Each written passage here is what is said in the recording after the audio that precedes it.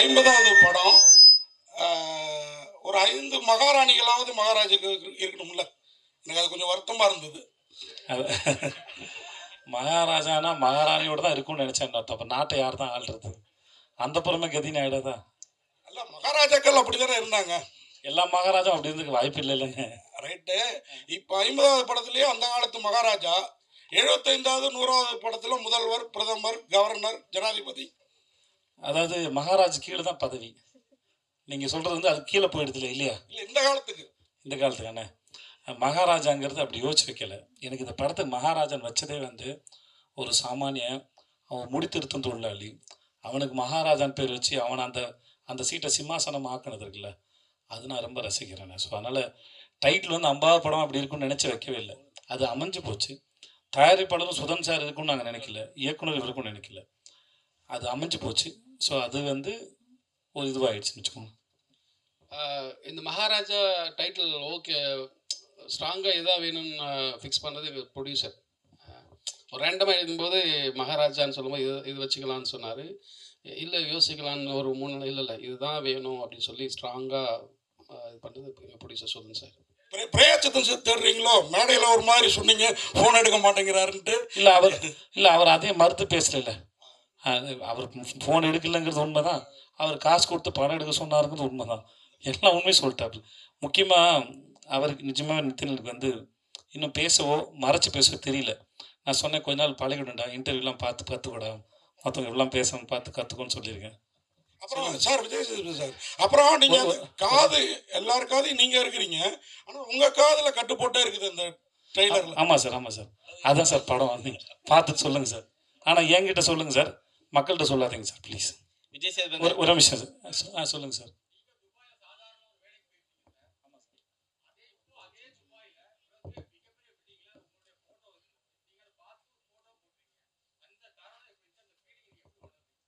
நான் இது இப்போ துபாயில் எல்லா இன்டர்வியூலையும் சொன்னேன். நம்ம மக்கள்கிட்டையும் அதை பகிர்ந்துக்கல, சந்தோஷம்தான் சார். முதல்ல இதை நான் சொல்லி சலிச்சு போன கதையாக இருந்தாலும் கேட்குறதுக்கு ஒரு சுவாரஸ்யம் இருக்குன்னு நினைக்கிறேன்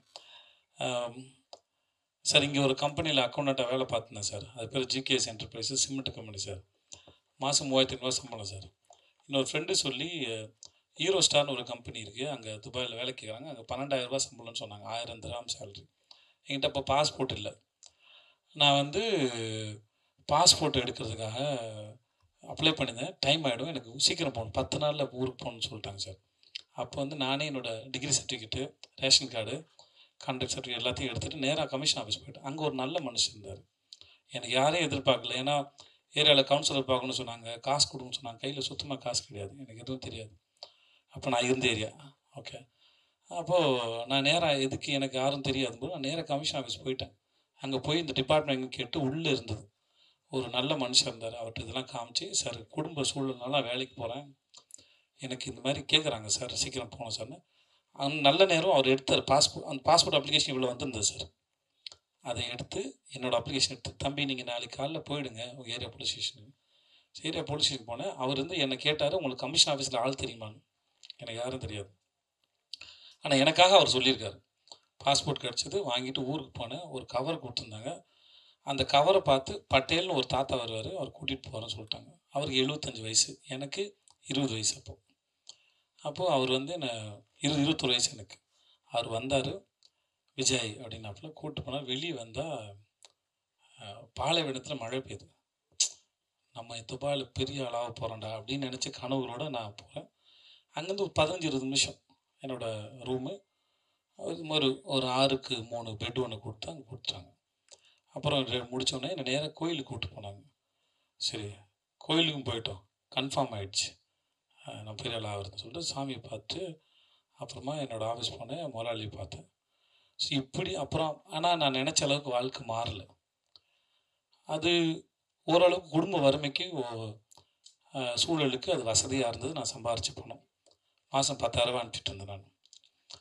ஆனால் அங்கே சுத்தணும் இல்லை. இப்போ நான் போகும்போது 3 வருஷமும் படித்து முடித்தோடனே குடும்பம் என் மேலே கொண்டு வரணும்னு நினைக்கிறேன். அந்த கனவுகளோட இளமையாக இருந்த காலம் இருக்குல்ல, கனவு வந்து டெண்டராக இருக்கும். 20 வயசு எல்லாருக்கும் எதையாக சாதிக்க மாட்டேன்னு ஒரு கனவு வந்து டெண்டராக இருக்கும். அதுதான் ரொம்ப ஆழமாக இருக்கும், ஏக்கம் அதிகமாக இருக்கும். அந்த சமயத்தில் நான் சுற்றின தெருக்கள் வந்து துபாயோட தெருக்கள். அங்கே தான் சுற்றிருக்கேன், அங்கே தான் ஏங்கியிருக்கேன், எதையாவது பண்ண மாட்டோமான்னு ஏங்கியிருக்கேன். ஒரு ஆப்கானிஸ்தான் போடுறதுக்கு ஒரு செக்கோஸ்லோவாக்கியா கம்பெனியோட போய் இன்டர்வியூ அட்டன் பண்ணி ஃபஸ்ட் ஒன் செலக்ட் ஆகிட்டேன். அன்றைக்கி எனக்கு சம்பளம் தரதா சொன்னது 75,000 கிடச்சிருந்தா அங்கே தான் போயிருப்பேன் நான். என்னோட அதிகம் படித்தவங்களுக்கு அடுத்த ரவுண்டில் நான் ஃபெயிலியர் ஆகிட்டேன், எனக்கு அது கிடைக்கல. ஸோ இப்போ அதுக்கப்புறம் திரும்பி வந்து பல வருஷம் கழித்து அந்த இடத்துல இப்படி பார்க்கும்போது நான் அதை எதையுமே பார்க்கல. நான் அங்கே ஏக்கத்தோடு சுற்றினேன். அங்கே ஒரு வெண்டிங் மிஷின் இருக்கும், அந்த காசு போட்டால் தம்ஸ்அப் அந்த கூல்ட்ரிங்க்ஸ் வரலாம், அது வெண்டிங் மிஷின். ஒரு தினம் வச்சு இதை செலவு பண்ணலாமான்னு வேணாமான்னு யோசிச்சுட்ருக்கேன். ஏன்னா அங்கேருந்து என்ன மாதிரி பல பேரோட நிலைமை அதுதான்.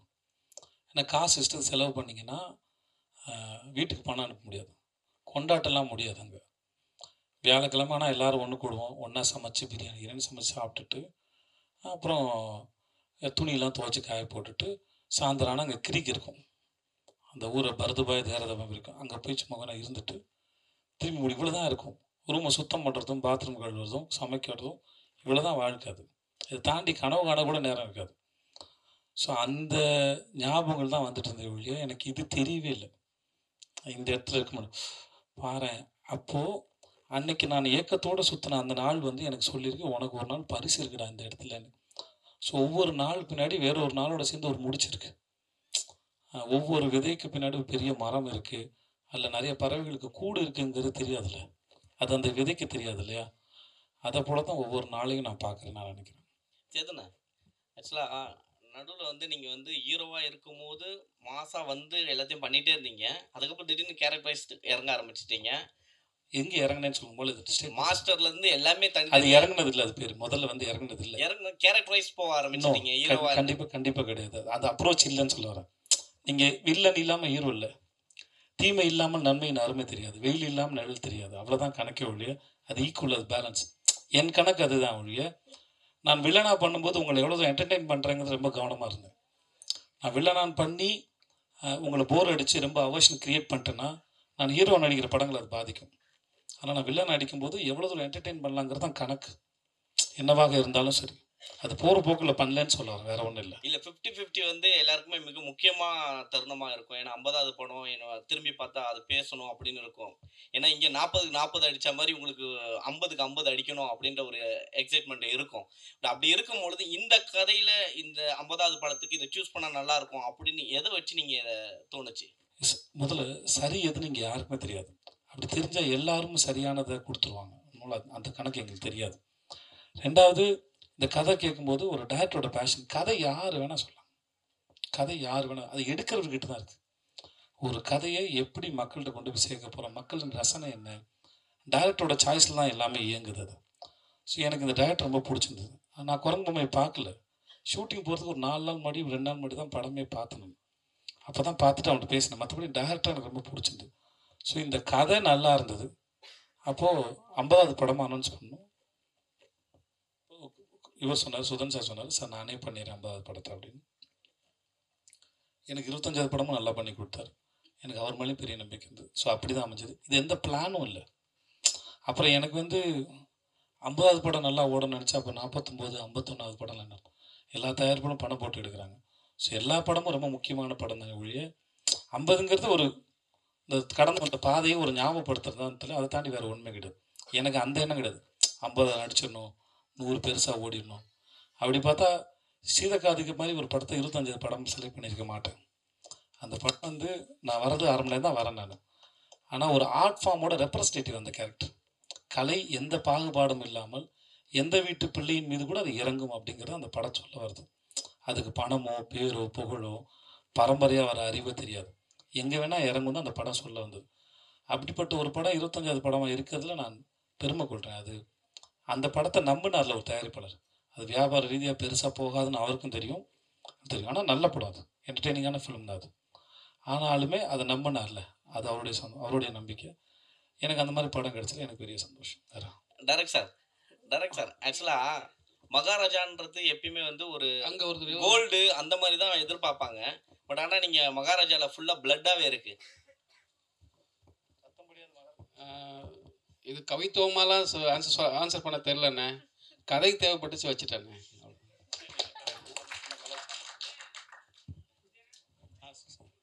சொல்லுங்கண்ணே.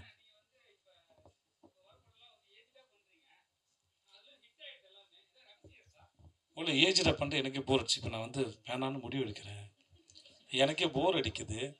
ஸோ சில சமயம் ரொம்ப நல்லா இருக்குது கதை, அதை நிர்பந்திக்குது. விஷயம் என்ன ஆகிடுதுன்னா, வர எல்லாருமே உங்களுக்கு பேரம்பேத்தி இருக்கான்ற வரைக்கும் சொல்ல ஆரம்பிச்சிடுறாங்க. அப்புறம் அவங்களுக்கு புரிய வைக்க வேண்டியதாக இருக்குது.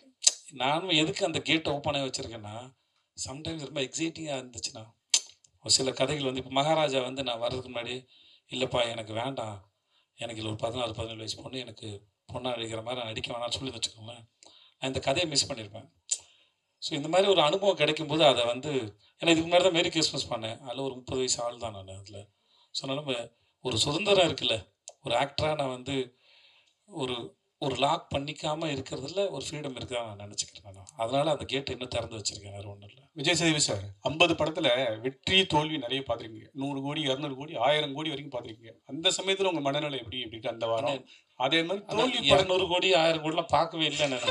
உங்கள் வசூல் அண்ணே நீங்கள் வாட சொல்லிடுறீங்க நினச்சிக்கிறாங்கண்ணே, உண்மையாக அண்ணே எங்கள் பிரச்சனைலாம் நீங்கள் வந்து கேட்டிங்கன்னு வச்சுக்கோங்களேன், எனக்கு எவ்வளோ பேமெண்ட் பெண்டிங்கு, என்னெல்லாம் நடந்ததுன்னு அது அதை சொன்னேன்னு வச்சுக்கோங்க, சொன்னது போடாத செக்கு, கேட்காத காசுலாம் கணக்கு கேட்டிங்கன்னா நிஜமாக ஆச்சரியமாக இருக்கும். என்னதான் இருந்தாலும் படம் எடுக்க வராங்கல்ல, நம்புகிறாங்கல்ல, அதை மதிக்க வருத்தமாக இருந்தாலும் ஒரு ஒரு படம் எடுக்க வராங்கன்ற நம்பிக்கையில் தான் அது பண்ணுறோம். அவ்வளோதான். நீங்கள் என்ன கேட்டீங்க? வெற்றி தோல்வி அந்த மனநிலை எப்படி இருக்குது? வெற்றி வரும்போது அந்த வாரம் அவங்க மனநிலை எப்படி இருக்குது? சில படங்கள் எதிர்பார்த்த அளவுக்கு போகலை, அந்த வாரம் மனநிலை ஏதாவது நீங்கள் காரணத்தை அனலைஸ் பண்ணி முடிச்சிடலாம், வேறு ஒன்றும் கிடையாது. இப்போ சில சமயம் வந்து முன்னாடி தெரிஞ்சிடும், வேறு காரணம் வேறு. ஒருத்தரால் படம் உருவாச்சுன்னா ஒருத்தர் தவறுது. ஒரு படம் பண்ணுறதுக்கு நிறைய பேர் தேவைப்படுறாங்க, தன் சூழல் தேவைப்படுது. அனலைஸ் பண்ணி பார்த்துட்டு அடுத்த முறை தப்பு பண்ணக்கூடாது அப்படின்னு மட்டும் நினச்சிக்கிறோம், அவ்வளோதான் இருக்க வழியாக, மற்றபடி இல்லை. சரியாக இருந்தாலும் ஏன் இது நடந்ததுன்னு தெரிஞ்சுக்கிறதும், சரியில் இருந்த தவறு. இப்போ 96 வந்து பெரிய ஹிட் ஆச்சு. அன்றைக்கி நைட்டு வந்து பிரேம் சார் நான் ஃபோன் பண்ணேன், எல்லோரும் என்னை பாராட்டினாங்க. ஆனால் 11 மணி இருக்கும் நான் பேசினேன், சார் நான் எங்கெல்லாம் கேரக்டர் விட்டு வெளியே போகணும் நீங்கள் நினைக்கிறீங்க சார்? அவரும் ஒரு 5 இடம் சொன்னார். அது தெரிஞ்சுக்கிறது தான். அது ஒன்று வெற்றி அடைஞ்ச உடனே அது எல்லாம் சரி அப்படின்னு நான் நம்புறது இல்லை, ஜென்ரலாக அது நல்லதும் இல்லை. வெற்றியும் தோல்வியும் காரணத்தை ஆராய்ந்து பார்ப்பது சிறப்பதுன்னு நான் நினைக்கிறேன். ஸோ அவ்வளோதான், வேறு ஒன்றும் இல்லை சார். புதுப்பேட்டையில் தொடங்கி மகாராஜா 50 படங்கள் முடிச்சிட்டிங்க. தயாரிப்பாளர், ஸ்கிரிப்ட் ரைட்டர், டிஸ்ட்ரிபியூட்டர் எல்லாமே பண்ணிட்டீங்க. நான் டிஸ்ட்ரிபியூஷன் பண்ணல சார். இல்லை, மேற்கு தொடர்ச்சி மலை வழங்கின நான் ப்ரொடியூஸ் பண்ண தயாரிப்பாளர். சரி, இப்போ டைரக்டர் விஜய் சேதுபதியை எப்போ பார்க்க போகிறோம்? நிஜமாக ரொம்ப ஆசை இருக்குது, உண்மையாக வேறு மாற்றுக்கருத்தில் ஆசை இருக்குது. இன்னும் கொஞ்சம் பயம் இருக்குது, ஏன்னா அது சாதாரணமான வேலை இல்லை. இது ஒரு நாள் புரியும் போது நான் ட்ரை பண்ணி பார்த்துருவேன். ஆனால் ரொம்ப ஆசை இருக்குது. எனக்கும் வந்து கதை சொல்ல தெரியணும், அது அந்த அந்த ஃப்ரேமுக்குள்ளே கதை சொல்ல தெரியணும், அந்த அறிவு வரணும். சேகரிக்கிறேன், புரியும் போது நான் வந்துடுவேன். அறிவு என்பது ஒரு கர்ப்பத்தை போன்றது, என்னைக்கா ஒன்றும் டெலிவரி ஆகிடும், அது கம்ப்ளீட் ஆச்சு நான் நினைக்கிறேன். சார் ஹலோ ஐயா, இந்த 50 படத்தில் இந்த ஓடிடியில் பண்ணியிருக்கீங்களா நடுப்புறேன், அதுவும் சேர்ந்துருக்கா அதில்? எனக்கு எது ஓடிடியில் வந்ததுன்னு தெரியலையே. ராஜு அனபில் ஆமாம் தெரியலையே. கணக்கு இல்லை, கணக்கு எதுலாம் சேர்த்து போட்டாங்கன்னு தெரியல. படங்களுக்கு அதான் இல்லை, எனக்கு கெஸ்ட்லாம் எடுக்கல, என்னென்ன கணக்கு வச்சுருக்காங்கன்னு தெரியல. அனபிள் சேர்த்து தான் சேர்ந்துருக்கும் தான் நான் நினைக்கிறேன், தெரியல. பட் ஆனால் கணக்கு ஆளுங்க போடும்போது அது சேர்ந்தா இருக்கா? ஆமாம், சில கெஸ்ட் ரோல்லாம் சேர்க்கல நாங்கள். ஓகே ஓகே, இந்த ஒரு நிமிஷம்.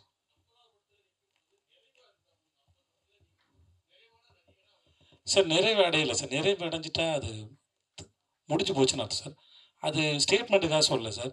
இன்னமும் ஒரு முறையும் கேமராமேன் நிற்கும்போது நிறைய கேள்வி நமக்கே இருக்குது சார். அது சில சமயம் பல நடித்து முடிச்சதுக்கப்புறம் இப்போ நம்ம டிஜிட்டல் இருக்கிறதுனால சார், ஃபிலிம் இல்லைல்ல சார், அதனால் வந்து சில சமயம் வேறு ஆங்கிள் அப்ரோச் பண்ணலாம், கேட்கலாம் முடியுது. ஒரு பர்ஸ்பெக்டில் ஒரு சீனை அப்ரோச் பண்ணி முடிச்சுட்டு இதுக்கு வேறு ஒரு ஆங்கிள் தோணுது, அதையும் ட்ரை பண்ணி பார்த்துலாமான்னு தோணுது, போஸ்ட்டில் வச்சுக்கலாம். மேரி கிறிஸ்மஸ் எனக்கு அந்த மாதிரி நிறைய அனுபவம் இருந்தது. நான் ஸ்ரீராம் சாரோட நடிக்கும்போது ஒரு 4-5 சீனுக்கு ஒரு 2-3 வேரியேஷன்ஸில் நடித்தோம் நாங்கள்.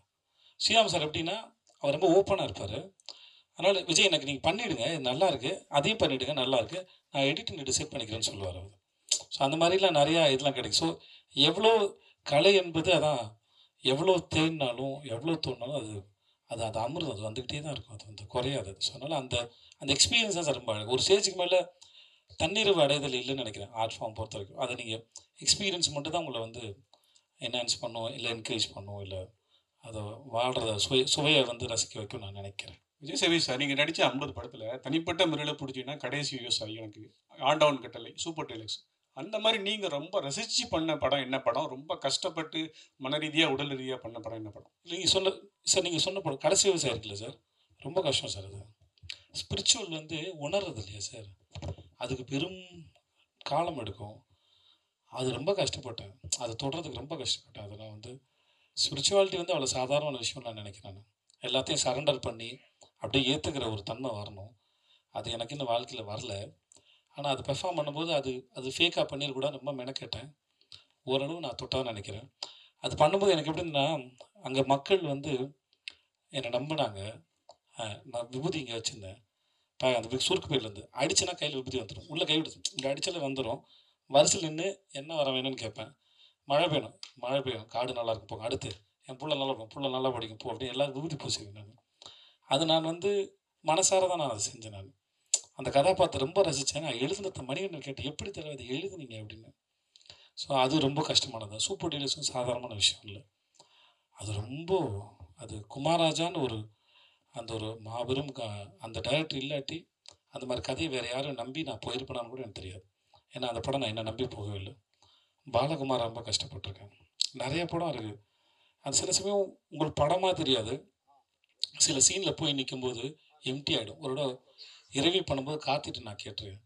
ஒரு சீன் பாபி அடித்து கொள்கிற சீன் ஒன்று இருக்கும். அன்றைக்கி எனக்கு வாழ்க்கையிலையும் பிரச்சனை இல்லை, ஒன்றுமே இல்லை. ஆனால் நடிக்க வரல, அன்றைக்கி நடிக்க வரல. நான் சொன்னேன், தலைவா நடிக்க என்னன்னு தெரியல, வரல தலைவா, மைண்டில் ஒன்றுமே இல்லை தலைவா, வீட்டில் சண்டை இல்லை, எந்த பிரச்சனையும் இல்லை தலைவா, கடன் தொல்லை இல்லை, ஆனால் ஏன் தெரியல தலைவா, மைண்டு ரொம்ப எம்டியாக இருக்குது, நீங்கள் ஒரு நாள் மட்டும் என்னை பொறுத்துக்கிட்டு எதாவது காப்பாற்றுங்கண்ணே. அன்றைக்கி வேறு சீன் எடுத்தார், அந்த சீன் எல்லாம் அடிக்க முடியல. ஸோ இந்த மாதிரி ஒரு படம்னு இல்லை, ஒரு கேரக்டர்னு இல்லை, சில சமயம் ரொம்ப சாதாரணமான விஷயம். கூத்துப்பாட்டில் முதல்ல போகும்போது நீங்கள் நடிகரானு உங்களை அப்சர்வ் பண்ணுறது செக் பண்ணுவாங்கன்னா எஞ்சி போய் அந்த சுவிட்சு போடுங்கன்னு சொல்லுவாங்க. சாதாரண சுவிட்சு போட்டு போயிடும்ல, 10 பேர் முன்னாடி உட்காந்துக்கும் எஞ்சி போய் சுவிட்சு போடும்போது ரொம்ப கான்சியஸ் ஆகிடும். அதுவே நடிப்பு தான் சொல்லப்படுது. ஸோ நடிப்புங்கிறது மிக அற்புதமான காட்சியோ கஷ்டமான காட்சியோ அழுது நடிக்கிறதோ இல்லை, எல்லாமே அதுக்குள்ளே பொருந்தும், அந்த நிலையில் உட்காரதான் பொருந்தும். ஸோ அப்படி எல்லாத்தையும் சாதாரணமாக எடுத்துக்க முடியல. இப்போ இந்த படத்துலேயே இந்த சில காட்சிகள்லாம் இருக்குது, நான் ரொம்ப கஷ்டப்பட்டேன். இப்போ நீங்கள் கல் தூக்கி போடுறது பார்த்தீங்களா, ஒரு கடைசியில் ஒன்று பார்த்தீங்களா, அதில் நீங்கள் படம் பார்க்கவும் தெரியும், அவ்வளோ எக்ஸ்பிரஷன்ஸ், அதில் அவ்வளோ கணக்கு இருக்குது. நீங்கள் கதை பார்த்துட்டு வரும்போது அந்த இடத்துல உங்களுக்கு அத்தனை சேர்ந்து வந்துடணும், நான் அதை தொட்டுடணும் உங்களுக்கு. நான் அதை கொடுக்கலன்னா அந்த இடத்துல நான் என்னமா முதல்ல ஏமாற்றிக்கிறேன்னு அர்த்தம். ஸோ அதனால் இப்படி எல்லாத்துக்கும் ஒரு கணக்கு இருக்குன்னு சொல்லுவார், வேறு ஒன்றும் இல்லை. விஜயனா இங்கே ஹாய்ண்ணா.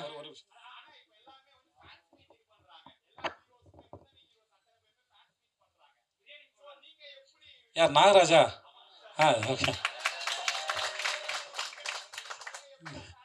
ஏண்டா இவ்வளோ ட்ரெய்லர் போட்டு இவ்வளோ பேசுகிறேன் தம்பி. நான் முன்னாடி பண்ணிகிட்டு இருந்தேன்டா, 2013, 14, 15 பண்ணிகிட்டு இருந்தேன்னு நினைக்கிறேன். அப்போது எனக்கு வந்து ஒரு ஸ்டேஜில் பயம் வந்துடுச்சு, முதுர்ந்து வராங்க, யாருக்காவது அடி போட்டுரும் பயம் வந்துச்சு. அதனால் ஒரு ஸ்டேஜில் நிப்பாட்டிட்டேன் நான். எல்லோரும் வேறு ஊர்லேருந்து வராங்களா, வேனில் வராங்க, இதுக்காக மற்றவங்க யாருக்கும் அக்கறை இல்லை அப்படி சொல்லி தயவுசெய்து அப்படி எடுத்துக்காதீங்க. என்னுடைய சொந்த பயம் அது. அதனால தான் ஆடியோ லான்ச்சுங்க யாரையும் கூப்பிட்றதில்ல, அங்கேருந்து பாருங்கள் போதுமானதான்னு இருக்கும். அந்த மாதிரி ஒரு காரணம். அப்புறம் எல்லோரும் பண்ணுறதுனால பண்ணணுமான்னு தெரியல. நான் ஒவ்வொரு ஷூட்டுக்கும் எங்கேயாவது வருவேன் இல்லையா, அந்த ஊர் பக்கத்தில் இருக்கவங்களாம் வந்துருங்க, நான் அங்கேயே ஃபோட்டோ எடுத்து அங்கேயே மீட் பண்ணிக்கிறேன் எல்லாரையும் கம்ஃபர்டபுளாக, நீங்கள் அது வரைக்கும் அவங்கவுங்க வேலையை பாருங்கள் அப்படின்னு சொல்கிறேன். இதுதான் எனக்கு என்னோடய ஃபேன்ஸில் வந்து கம்ப்ளைண்ட் சொல்கிறாங்க. நீ கேட்குற அதே எனக்கும் என் ஃபேன்ஸ் கேட்குறாங்க, எதுக்கு எங்களை மீட் பண்ண மாட்டேங்கிறாரு மற்றவங்கள மாதிரின்னு. நான் மீட் பண்ணுறேன், அங்கே வரும்போது மீட் பண்ணிக்கிறேன், இதுக்கும் தனியாக அப்படி ஒன்று பண்ணணுமான்னு ஒரு கேள்வி இருக்குது, அதனால பண்ணுறதுல வேறு எந்த ரீசனும் இல்லை. ஹாய்ண்ணா. விஜயண்ணா இங்கே ஒரே ஒரு கொஸ்டின்.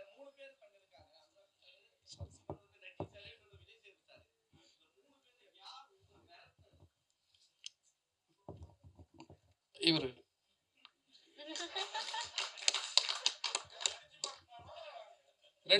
ரெண்டும் பண்ணார். விஜயண்ணா அனுராக் சார். ஆக்சுவலி இவர் தான் சார் மிரட்டினாப்ல பாருங்க, மிரட்டினா அனுராக் சார். ஆனால் அனுராக் சார் அவர் எப்படிப்பட்ட டேரக்டர் நீங்கள் பார்த்துருப்பீங்க, அவர் கூட வேலை பண்ணணும்னு நினச்சிருப்பீங்க. இப்போ அவர் எப்படிப்பட்ட ஆக்டருங்கிறதும் உங்களுக்கு தெரிஞ்சிருக்கு. சூப்பரான ஆக்டருங்க. அவர் கூட நீங்கள் கதை பண்ணணும்னு ஏதாவது டிஸ்கஸ் பண்ணியிருக்கீங்களாண்ணா அவர் டைரக்ஷனில்? நானே கேட்டேன். நான் மும்பையில் ஒரு ஃபங்க்ஷன், இப்போ ஒரு பார்ட்டியில் ஒன்று மீட் பண்ணோம். அப்போ அவர் படம் கென்னடின்னு ஒரு படம் இருக்குது, பார்க்க வரியான்னு எனக்கு கேட்டார். என்னை முதல்ல ஹிந்தி படத்துக்கு அப்ரோச் பண்ணது அவர் தான், 2016. வாசன் பாலன் ஒரு டேரக்டரோடதுக்காக. அப்போது படம் காமிச்சார். நானும் இன்னொரு ப்ரெஸ்ஸில் அவருக்கு ஒரு நண்பர் இருந்திருக்காரு, ரிப்போர்ட்டர். அவரும் நானும் தான் படம் பார்த்தோம். முடிச்சுட்டு 3 பேரும் பேசிட்டு இருந்தோம். அப்போ எனக்கு அந்த படத்தை பற்றின ஒப்பீனியன் சொன்னேன். அது அவருக்கு பிடிச்சிருந்தது. அந்த படத்தில் கான்ஸில் ஸ்க்ரீன் பண்ணும்போது எனக்கும் தேங்க்ஸ் கார்டு போட்டிருந்தாரு. இந்த படத்துக்கு நான் அப்ரோச் பண்ணோன்னே எனக்காக பண்ணி கொடுத்தாரு. கதை கேட்க முன்னாடி ஓகே சொல்லிட்டார் இல்லையா, எனக்காக பண்ணி கொடுத்தாரு. நடிச்சிட்டு இருக்கும்போது ஒரு சீனில் அவருக்கு ஷோல்டர் அடிபட்டு ஒரு மாதிரி அவ்வளோ பெருசாக நகர்த்த முடியல. அப்போது நாங்களாம் வருத்தப்படும் போது அவர் சொன்னார், நல்லவேளை எனக்கு ஷோல்டர் இதுவாகி வலியாச்சு, அதனால் இந்த கை யூஸ் பண்ண முடியல, அது ஷாட்டுக்கு ரொம்ப நல்லா இருக்குனாரு. அதனுடைய ஒரு டைரக்டராக இருந்தபோது மித்தியில் கொஞ்சம் பயந்தான், கம்யூனிகேஷன் கேப் இருந்தது. எனக்கு ஓரளவு ஹிந்தி தெரிஞ்சனால பேசி நான் அந்த கொஞ்சம் உதவி பண்ணியிருந்தேன். ஆனால் ஒரு டைரக்டராக இருந்தாலும் அவரும் பெரிய டைரக்டரு, அவர் எக்ஸலண்ட்டான டைரக்டரு. அவருக்கு எப்படி சொல்கிறதுன்னு ஒரு நாள் ஒரு நாள் தாங்கியிருப்பேடா, அவன் ஒரு நாள் தாங்கியிருப்பான். பட் ஆனால் ஒர்க் பண்ணும்போது அவர் அவ்வளோ ஸ்பேஸ் கொடுத்ததுனால இவன் நினச்சதை சொல்ல முடிஞ்சது. அவருடைய டெடிக்கேஷனும் ஒர்க் பண்ணதும் கடைசியில் நாங்கள் நினச்சிக்கிட்டோம் நல்லதாக போச்சு. ஐ திங்க் மம்தா சொன்னாங்க, நினைக்கிறேன் மம்தா விரமியும் சொன்னாங்க, இந்த படத்தில் எல்லா காஸ்ட்டும் எல்லாருமே சரி, அனுராக் சாப்பிட்லேருந்து எல்லாருமே சரி, இந்த படத்துக்கு அமைஞ்ச ஒரு வரம் தான் அது. சில இந்த கொடுத்துறேன்டா, இல்லை நான் பேசுகிறேன் இல்லை. ஸோ இந்த படத்தில் நம்ம என்ன தான் தேடினாலும் சில சமயம் அமையிறது இருக்குல்ல, அது அமைஞ்சது. அது முழுக்க இவனுக்கே போய் சேருது தான், இவனுக்கு கிடைச்ச பாக்கியமாக தான் அதை நான் பார்க்குறேன். இந்த இயக்குனர் பேசுவார் இப்போது.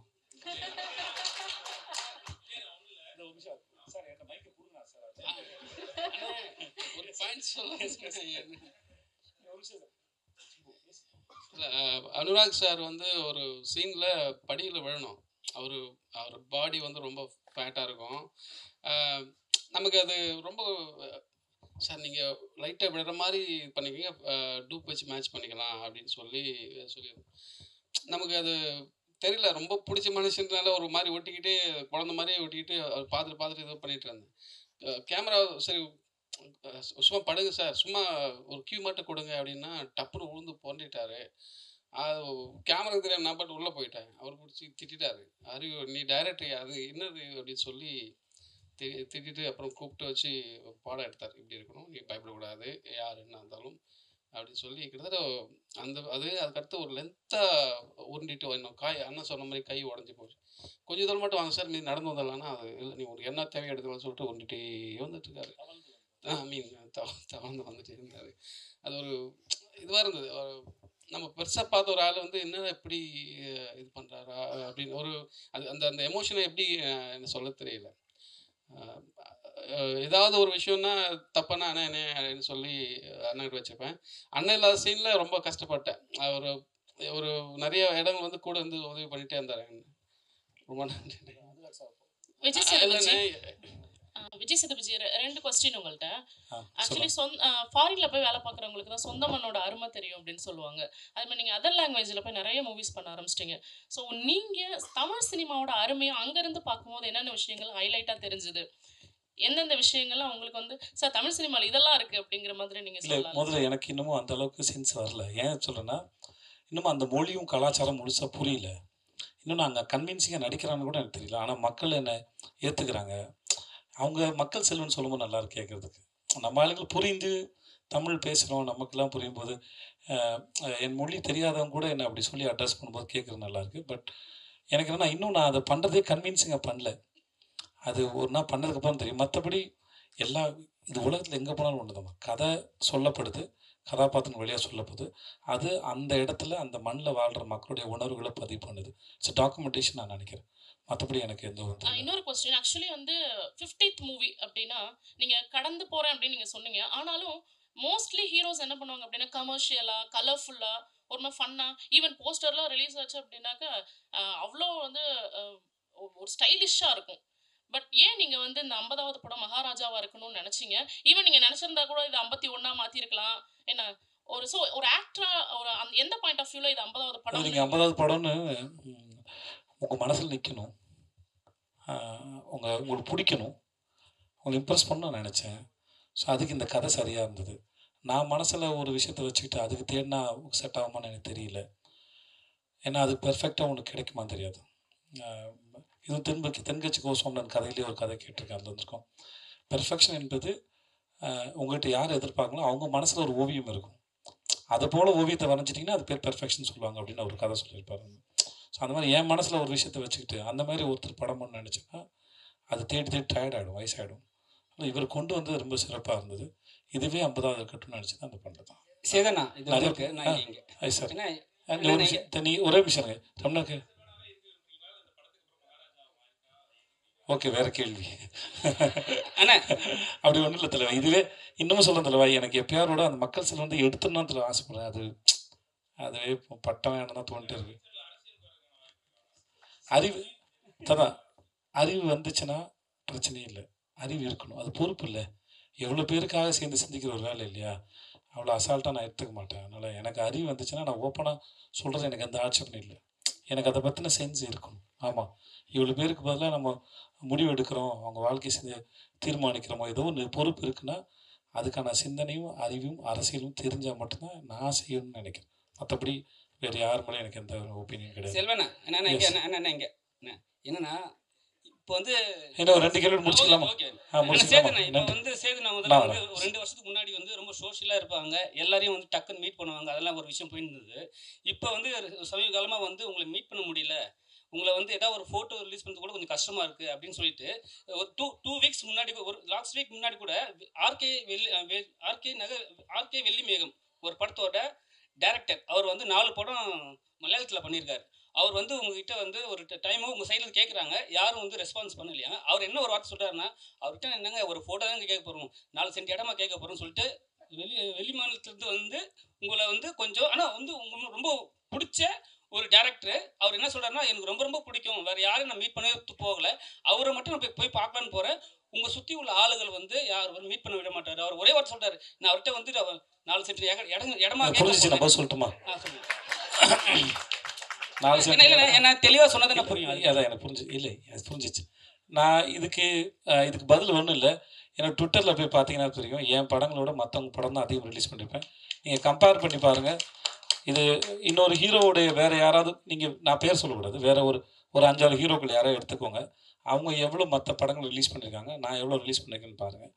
அப்புறம் ஒரு ஸ்டேஜுக்கு மேலே நான் வர எல்லாத்தையும் பண்ணிகிட்டு இருந்தேன், சிலது வந்து நல்லா இல்லாததையும் பண்ணிகிட்டு இருந்தேன். அப்போ சில பேர் கம்ப்ளைண்ட் பண்ணாங்க, நீங்கள் பண்ணாதீங்க, அதை நம்புகிறோம் நாங்கள் அப்படின்னு சொன்னாங்க. அதனால் ஓரளவு எங்களுக்கு பிடிச்சதை பண்ணிகிட்டு இருப்போம். 2வது அண்ட் 3வது, இவங்க சொன்னோன்னே மீட் பண்ண முடியாத சூழல் எல்லாருக்கும் இருக்கும்ல. நான் ஊரில் இருந்துருக்க மாட்டேன், வெளியே போயிருப்பேன், ஏதாவது ஒன்று இருக்கும் இல்லையா.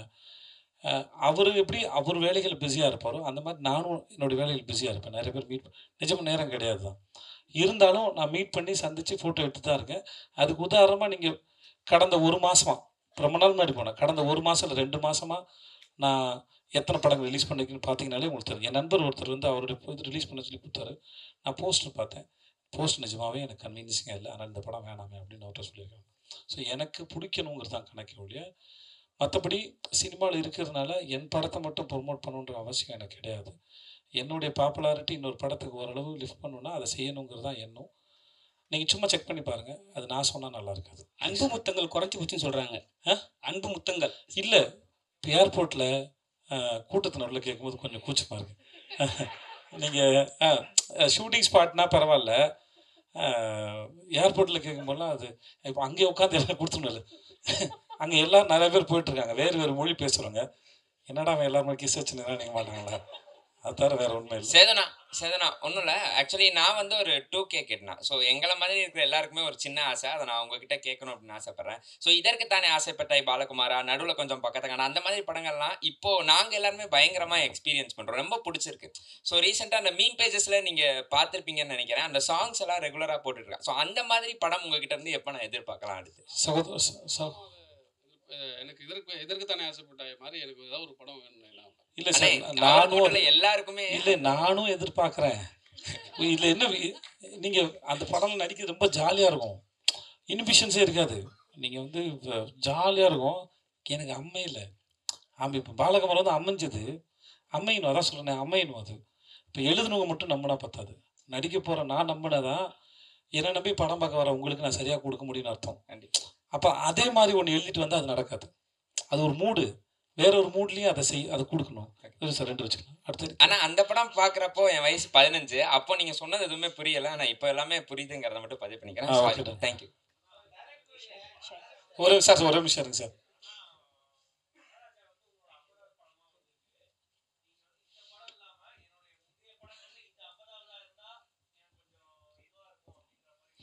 இல்லை அப்படி எதையும் யோசிக்கலாம். நிஜமாக யோசிக்கலாம். எனக்கு அதாவது 50ங்கிறது உங்களுக்கு தான் ஜென்ரலாக நம்பர் தானே ஒழிய நானும் அதை பெருசாக கன்சிடர் பண்ணல.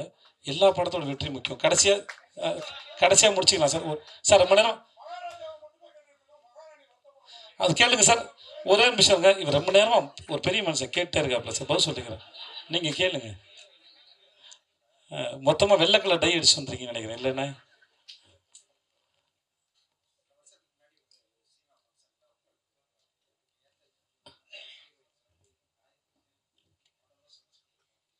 அப்படி சொல்லிக்க வாய்ப்பு இல்லை. இல்லை இதனால சொல்லிக்க மாட்டேன். அவங்களும் ஒர்க் பண்ணுறது கம்ஃபர்டபுள்னு சொல்லியிருப்பேன். அது எப்படி சொல்ல முடியும்? அவங்களும் ஓகே. உங்கள் கேள்விக்கு நான் முக்கியம்னு சொல்லி எவ்வளோ பாராட்டுறாங்க என்கிட்ட. உங்களை நான் எவ்வளோ முக்கியம்னு நினச்சி இந்த கேள்வி முக்கியம், இவர் பதில் சொல்லணும்னு நான் நினச்சேன். இது இதெல்லாம் நியாயமா? ஓகே. எல்லாரும் நான் சொல்கிறேனே, என் கூட இப்போ மம்தாவாக இருக்கட்டும், அபிராமியாக இருக்கட்டும், இல்லை என் கூட ஒர்க் பண்ண அத்தனை பேரோடையும் நான் ரொம்ப ரொம்ப அழகான ஒரு அனுபவம் எனக்கு இருக்குது வேலை செஞ்சதில் அதனால் யாருக்கும் குறைச்சிட்டு இல்லை. ஸோ அந்த மாதிரி நினைப்பு எனக்கு கிடையாது. வேண்டாம் ஒரு விஷயம்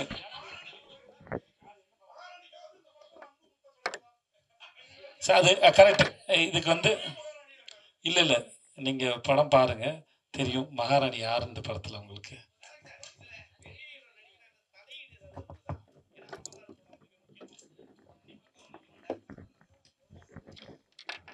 அதெல்லாம் இல்லைங்க. எனக்கு நான் எல்லாருக்கிட்டையும் சொல்கிறது தான், எனக்கு கம்ஃபர்டபுள் வேணும்.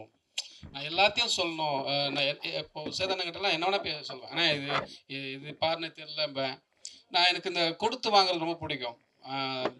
ஒரு இந்த மாதிரி சீனை சொல்லுவேன், அவர் அது கேட்டுப்பார், அவர் ஒன்று கொடுப்பாரு, மறுபடியும் நான் அதில் கரெக்ட் 2 பேர் சேர்ந்து கொலாபரேட் பண்ணி ஒர்க் பண்ணுவோம். அது அப்படிதான். மற்றபடி எனக்கு எந்த சார் உங்க எல்லாருக்கும் ரொம்ப ரொம்ப நன்றி சார். Thank you so much. பாரதா சார் இதுல இருக்கா சார்?